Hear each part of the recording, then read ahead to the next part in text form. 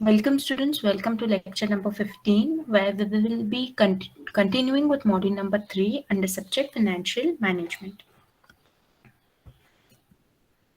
So as we know, unit number 3 is nothing but sources of financing and cost of capital, where in our previous lecture we already have seen what are the different sources of finance, which was only a theory part.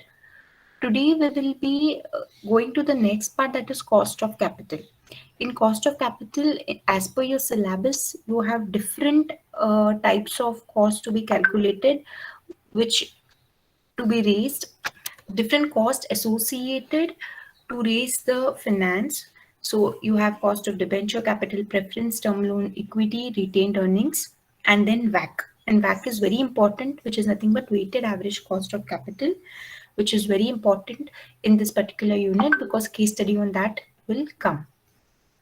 And will come means it may or may not come, but it is important, very important, because always in every question paper I've seen a sum on WACC is asked. Today we will be covering what are the basic concepts of cost of capital. So very small part we will be covering today, that what are the basic concepts of cost of capital. So let us understand. So what is the meaning of cost? First of all, when I say cost, it means any expense to the company, correct? Now, what is the meaning of cost of capital? So whatever cost or expense a company is incurring to raise the finance or capital is nothing but cost of capital. So cost of and we know that capital is any investment made in the company, correct? Capital is nothing but the finance raised by the company is the capital. So to get that finance, to raise that finance, whatever cost is incurred, it is termed as cost of capital. So the cost that a company incurs for raising the capital or finance is cost of capital. Now, the payment made to the suppliers of funds through which it has raised finance by any of the sources of finance is termed as cost of capital. Now, what does this mean is, now, when a particular company is in need of funds, there are various suppliers who will provide the funds to the company. Okay, when I say a supplier, it is not supplier of goods or services. Here it is supplier of funds. It can be a bank. A bank can be a supplier to a company. It can be certain institutional investors who can be a supplier to the company, or certain public who wants to invest, they can be suppliers to the company in respect of funds. So when supplier is giving funds to the company, in return, the company has to give certain payment to the persons or suppliers who is providing such funds. Correct? So the payment made by the company to the suppliers of funds, okay, who has helped in raising the finance of the company is termed as cost of capital.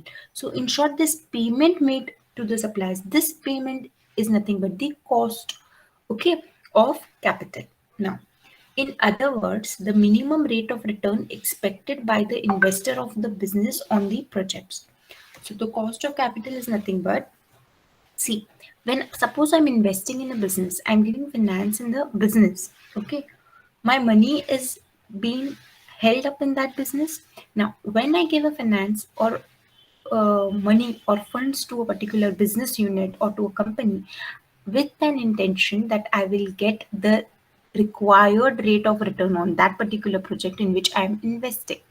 So, in other words, cost of capital you can also say is the minimum rate of return which every investor will expect when it is funding to a project or it is funding to a company.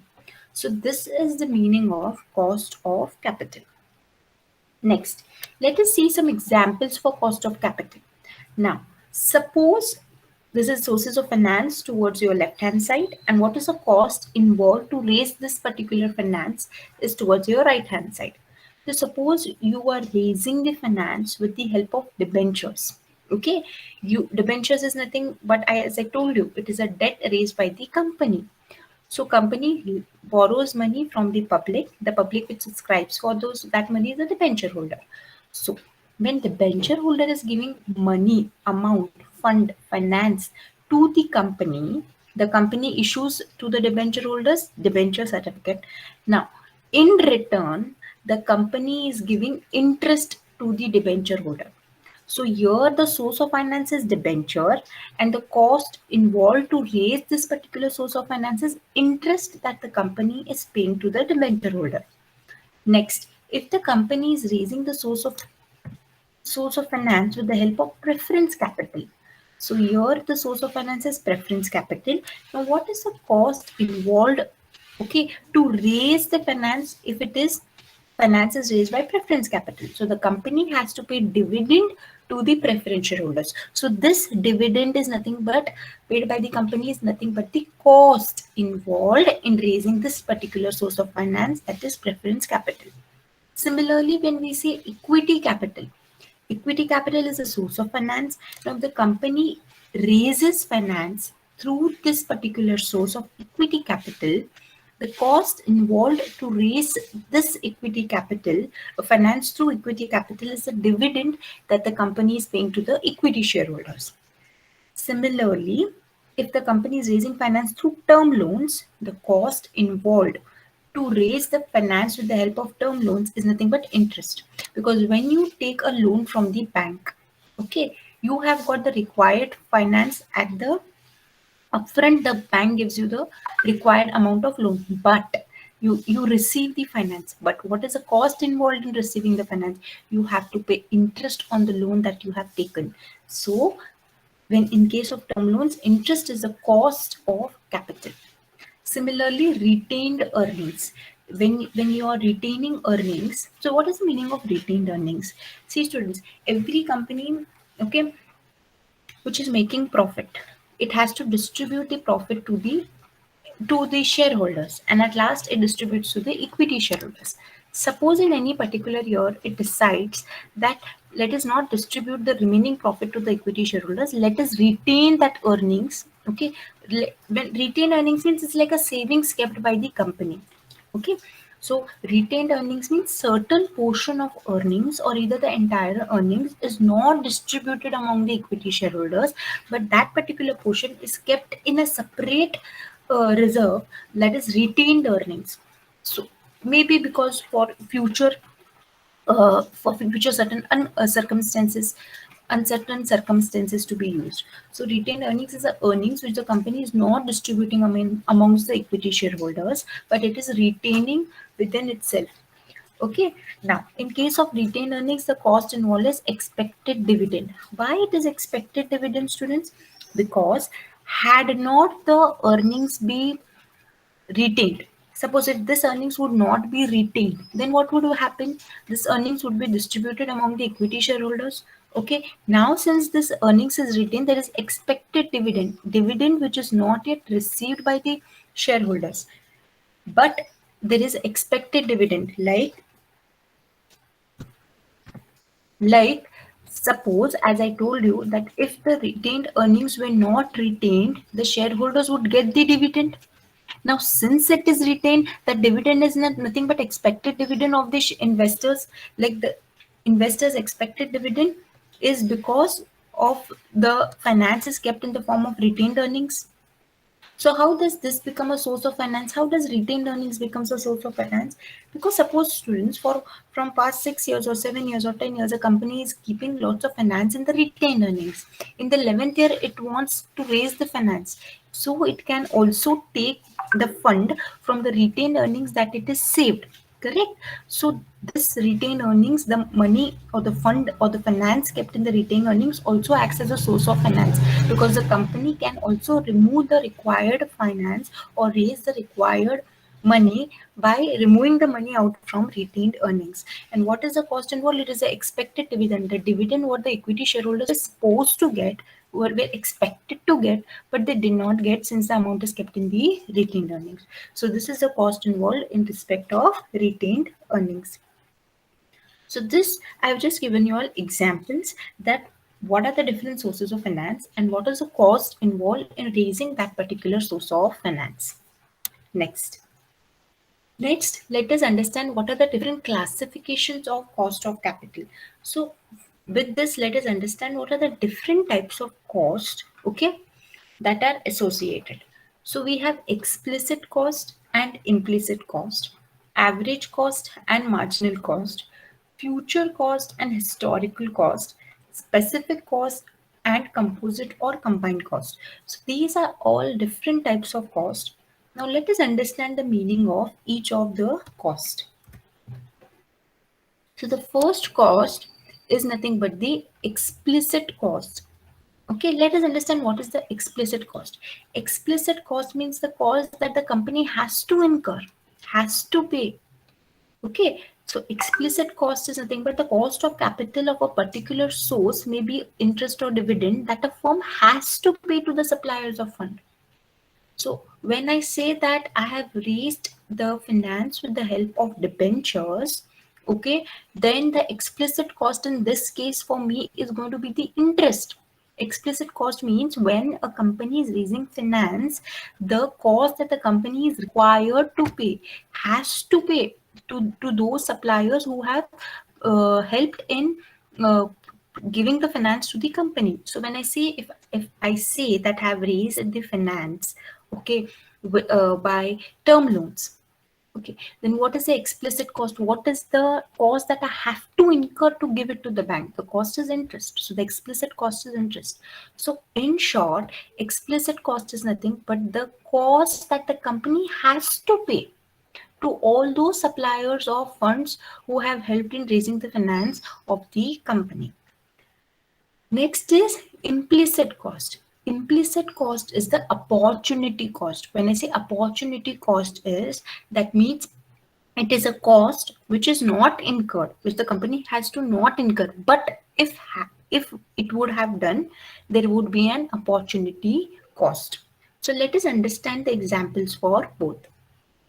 So example for explicit cost is the firm has to pay interest on debentures, fixed dividends in respect of preference shares, and expected dividend on equity shares. So a company has to pay the cost involved in raising this finance. So when I say that the company is incurred explicit cost, means you have to understand that the company has to pay interest or either dividend respectively, like through whichever source it is raised finance, the company has to pay the cost. Means the cost is actual, it has to, it is mandated to pay.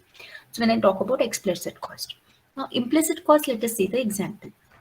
The implicit cost of retained earnings is the return which would have been earned by the investor had the profit been distributed to them. So as I already explained you in my earlier slide, that is implicit cost is an opportunity cost. Suppose if the retained earnings were not, if the earnings were not retained, okay, that earnings would become would be distributed among the equity shareholders as a dividend, correct? Now this, what distribution as dividend, that is expected dividend, this becomes an opportunity cost. If had it not be retained, it would be have distributed among the equity shareholders. Now what is distributed among the equity shareholders? The dividend. So the dividend is the opportunity cost. So implicit cost will only specify the opportunity cost of investors. We have already seen the example. So this is nothing but explicit cost and implicit cost. Next, moving ahead to average cost and marginal cost. So let us understand what is the meaning of average cost. Average cost of capital is the weighted average cost of each element of capital employed by the company. Now, what happens now in average cost? Suppose there are four sources through which a company raises a finance. Suppose through debentures, equities, preference shares, term loans. Through all these four sources, it is raising the finance. Now what happens is you have to attach the weight. Like suppose majority the company is raising finance through equity, so the weight attached to equity shares will be higher. Similarly, you will attach weights to the cost depending upon the proportion in which the finance is raised by that particular source. Then you will take an average of it. So when you take average, you will come to know that each source through which the finance is raised, what is the average of each source of finance raised by the company. So average cost is nothing but will take an average of all those sources through which the cost through which the capital is employed by the company. So it reflects the weighted average cost of all kinds of financing such as equity, debt and retained earnings. Next, let us understand what is marginal cost. Now, marginal cost is the new or the incremental cost that the firm incurs if it were to raise the capital now or in the near future. Suppose students, tomorrow if a company wants to raise the finance, it has already raised the finance, suppose 2 years back, and tomorrow it wants to raise the finance. So marginal cost will only calculate the cost of the additional capital that I am going to incur tomorrow to raise the finance, additional cost that I'm going to incur to. So marginal cost only calculates the cost, okay, in respect of the additional capital that is raised. Already the earlier capital that is raised, that will not be calculated under marginal cost. Marginal cost means only it calculates the new or incremental cost, okay, for raising the additional capital. Okay, it is the extra cost of capital when a company goes for further raising of finance. So already whichever finance it is raised, you will marginal cost cannot be calculated on that. Suppose in the near future you want to again raise suppose 2 crores. So for raising 2 crores, what is the margin additional? Suppose you have additionally raised 2 crores. So what is the additional cost to raise this 2 crores will be the marginal cost. So again, it depends upon which source of finance you are raising such additional cost, and depending upon that, the marginal cost will be calculated. So this is average cost and marginal cost. Future cost and historical cost. So as the name goes, simple as the name goes, future cost means the cost that is to be occurred in the future, incurred in the future. Okay, the cost that is expected to be incurred in a future project. Okay, projected project. Now when I say proposed project, that means that project is not yet implemented or it is not yet effective. When I say proposed project means the project that you're planning to invest in. So when you're proposing a project, what happens is you have to always predetermine what is going to be the cost that is going to be incurred. So this determination of the cost of some future project is nothing but your future cost.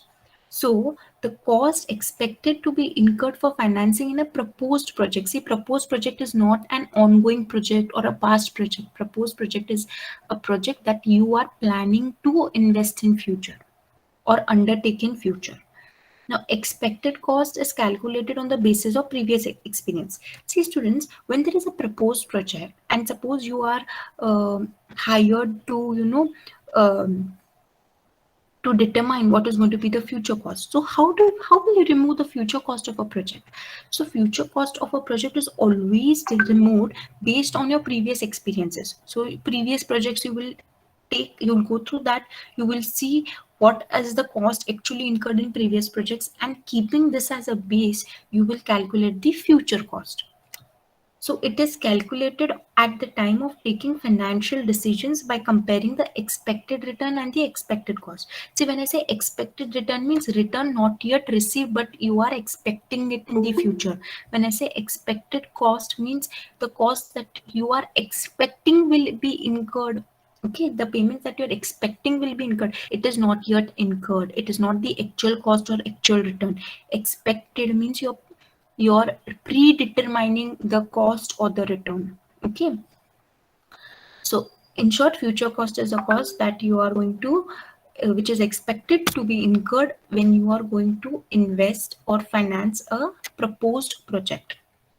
Next is historical cost. As the name goes, it is simply the cost already incurred.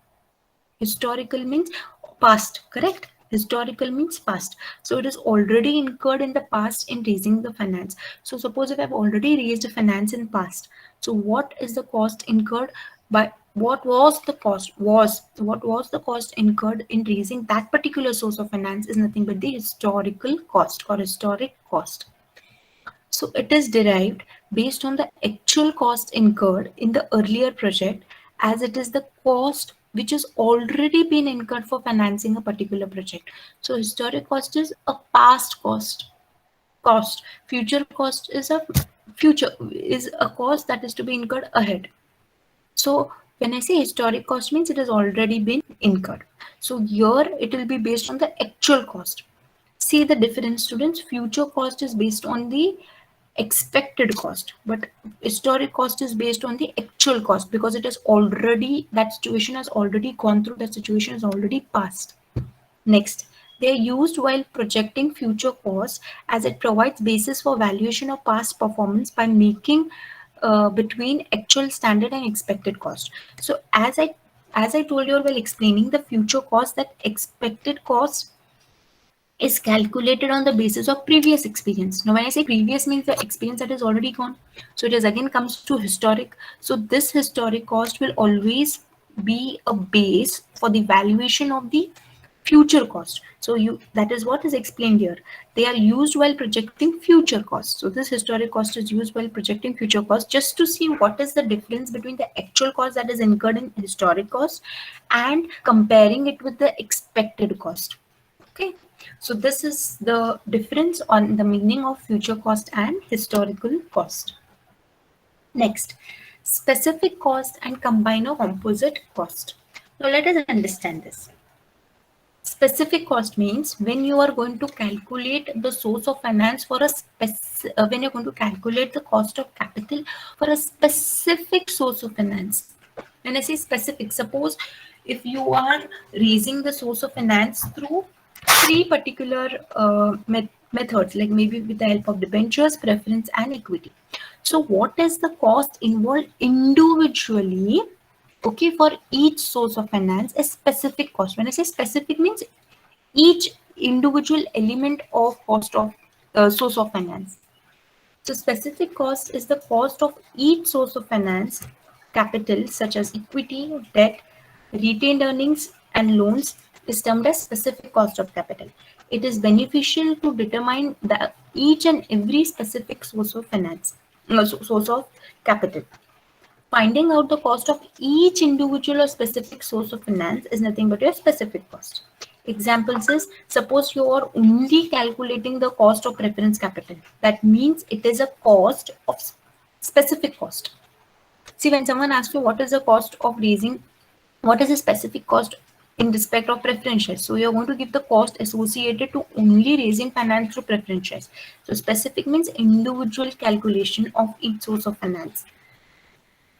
Similarly, cost of equity, if you're individually doing it, is a specific cost. Cost of debenture separately, if you're performing, it is specific cost, etc.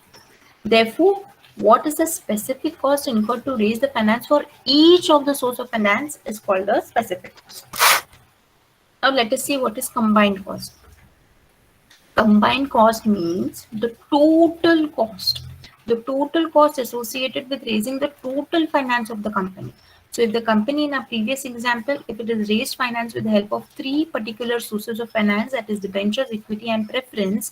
Now when someone asks you what is the combined cost, so what you will do in totality, that is you will add up or you will sum up the total of debentures, equity, preference, the total cost of all these three will give you the combined cost. So in short, each specific cost will be added up to get the combined cost. It is also called as composite cost or WACC, that is weighted average cost of capital. Finding out the cost of total combined sources of finance. Cost of capital for all the sources of finance put together is your combined cost. Example, like if the finance is raised through equity, preference, and term loan. Therefore, what is the total cost incurred to raise the finances through all these sources? So when someone asks you what is the combined cost of this particular company in respect of raising the finance, then you have to give the total cost that the company incurs to raise the finance through all different sources of finance. So when someone asks you what is the specific cost, then you need to again ask under which specific sources of finance are you asking. So if they say preference, then you have to just calculate the cost for raising finance through preference shares. That will be the specific cost. Now, let us move ahead and understand what is the significance of cost of capital. Why it is very important for a company to remove the cost. Why it is important for a company to remove the cost of raising the capital or raising the finance. So students, cost of capital is very important for a company as it is a main factor for decision making process relating to the below. See, if the company does not remove the cost of raising the funds, it is just raising the funds without considering the cost. Okay, will it be helpful for the company in making decisions? No, because when a company raises the finance, it is very equally important to know what is the cost associated to raise the finance and what are the reason to why does the company want to find out the cost. The reasons are for building up a good capital structure. See, capital structure is nothing but the capital that is raised by the company through different sources. So suppose if any particular source is having high cost, suppose if raising finance through term loans is giving high cost to the company, should company keep this particular capital in its structure? No. So the company has to decide on its capital structure in such a way that it is an optimal structure for the company. Like it has to choose the combination, maybe equity or debentures. It will make a decision in respect of capital structure in such a way based on the cost associated on raising the finance. So whichever cost is high, suppose if 2 crores it is taken from bank as well as equity shareholders, okay, but the cost is associated to both are different. So out of the two sources, it is going to select that particular source in its structure which is going to have a little less cost. Okay, so this is very important to know the cost of capital in order to build the capital structure, which in detail, students, what is capital structure, what is the optimal capital mix, this all we will be studying in detail in module number 6. But as of now, just remember capital structure is nothing but whenever a company raises finance through different sources, that finance forms its capital. Now, this capital structure can either be a combination of equity, preference, okay. Now, debentures, term loans. So this that the company should build up a structure in such a way which gives an optimal capital structure to the company, or the best capital structure to the company, which we will be discussing. And this capital structure, no doubt, is based on the cost. Next, capital budgeting or investment decisions. Suppose, as I told you, future cost. Okay, future cost means suppose if you want to, invest in a projected project. Suppose proposed project you want to invest in. You will invest only when you make an analysis of the cost involved in that particular project. So therefore, cost of capital is very important in making the decision regarding the investment decisions, because your investment will be based on the cost. Okay, no doubt you will also see for returns, but with returns you will also make an analysis of cost, and that is why cost of capital is important for this also. In detail, what is the investment decisions, how it is going to select a particular investment plan among, suppose, different investment plans among different projects. How is a company going to select a particular project? That in detail we will be seeing in module number 4. Second, financial performance appraisal of top management. So even for financial performance appraisal of top management, the cost of capital is involved. Suppose you have huge costs involved in raising the finance. So can that be a parameter in deciding the appraisal of top management? No, because already the cost is incurred a lot. Correct. So if the company is sound in making the selection of a particular source of finance which is keeping the cost at minimum or at bay, then it will also reflect the financial performance appraisal of top management. Next, dividend decisions, which again in detail we will be seeing in module 6. See, dividend decisions are also based on the cost that is incurred to raise the finance. Okay, because dividends are paid out of the earnings. Earnings are nothing but the profits which are remaining after deducting all the cost. Correct. So if the cost of capital is high, okay, then the dividend decisions have to be rethought, because dividend is paid through earnings. Earnings is based only after deducting the cost. Earnings are incurred only after deducting the cost. So cost of capital also plays an important role in decision making process of making of in respect of dividend decisions. So these are the nothing but the significance of cost of capital, that why we need to uh, calculate the cost of capital, or why it is important for a company to know what is the cost associated in raising each source of finance. Is this clear, students?